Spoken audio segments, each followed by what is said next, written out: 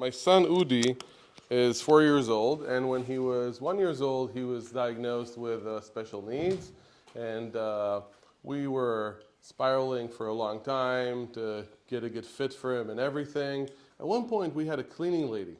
Her name was Nechama, really sweet lady, and she would speak with her son on the phone all the time. She cleaned and spoke to her son on the phone all the time. Udi loved her and bugged her all the time, and took her broom and took her things. And we said, do you want to maybe be the caregiver for him, maybe be his nanny? She's like, I don't know, I'll give it a try. And a lot of times he would also go home with her. And when he would go home with her, he would sometimes see her son coming back from the army. And he had a motorcycle. My son loves motorcycles. And so he was always like, Yo, Gevi, get me to your motorcycle. And he would sit on the motorcycle and go vroom, vroom, vroom. We are in the north of Gaza. We're really 4 miles from the north. And in October 7th, there were 60 places the terrorists came in. Here is where there was, slightly better news, I told you, because of the Navy. Not like that in other places. And so, especially one base called Kisufim, that was one of the passing points from Gaza, that was targeted hard by the terrorists, because that was like, once they got over that, they could go wherever they needed. And unfortunately, her son was in one of these places. What we know is that very fast they were outnumbered, outgunned. They didn't see it coming. They didn't have, the chain of command was broken in about 10 minutes. Nobody knew what was going on, and there were rockets fired all the time. And when rockets are fired, where do you go to? This place, a place like that. And her son, Yogev, he was basically cornered into one of these places.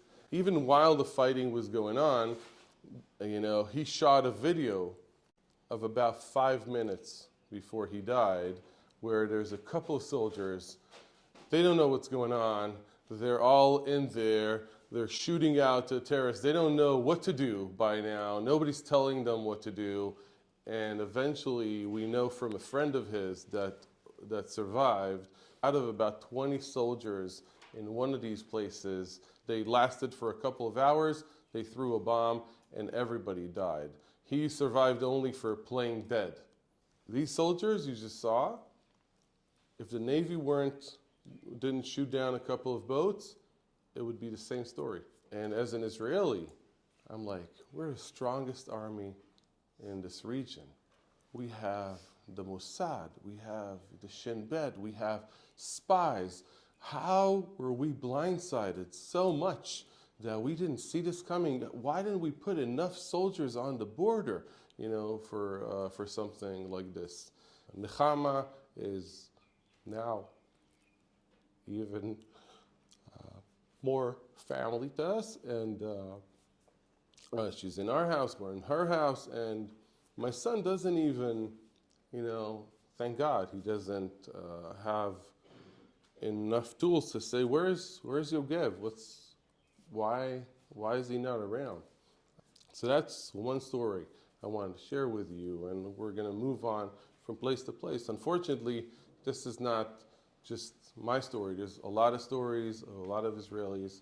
Everybody knows somebody that something happened to, and I just wanted to share that with you, and I'll share more stories throughout the day.